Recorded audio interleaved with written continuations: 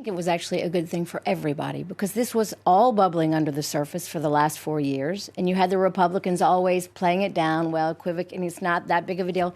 Now it's crystal clear. It's crystal clear what Donald Trump wanted, what his words can mean, how he can incite people.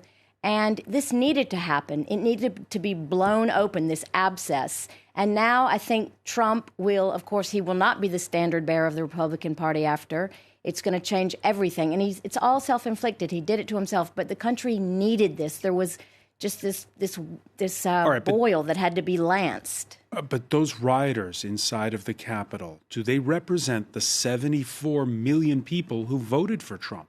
I don't think so. I certainly hope not. And I think many of those 74 million people must be shocked now and having a second thought, as did Kelly Loeffler, who was going to support the contesting the votes. And she said, I can't do it. As Mike Mulvaney, the Georgia senator who lost, as did Mike Mulvaney, who was very partisan. He said, elections have consequences, his former press secretary. He said, I love my job in Northern Ireland as envoy. He said, but I can't do it anymore. Mike Pompeo, William Barr, his most loyal people, they're all splitting from him now.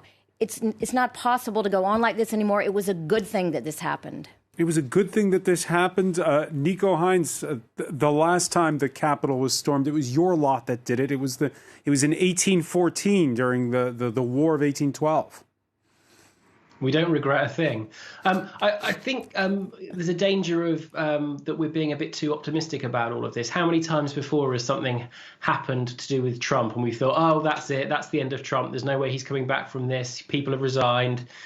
People have spoken out. And then after a few weeks, it's all been sort of revised by these kind of crazy conspiracy people. And we kind of forget, I'm sure it won't be long before people are saying, well, Trump didn't have anything to do with the actual break-in. Trump didn't, he put out a video telling them to go home. So I think the impact that we're feeling now will be diluted in the coming weeks and months. I think what might turn out to have been the really crucial thing this week, and has almost been forgotten by all this drama, is that Georgia Senate race. That was an incredible turnaround. I don't think anybody really expected the Democrats to win both of those seats, especially with a real liberal Jewish young man as one of the candidates and a properly liberal African-American preacher as one of the other candidates. These are not Joe Manchin-style blue dog Democrats who appeal to conservatives. These are real Democrats elected in a real southern state. And now that Joe Biden has control effectively of the Senate,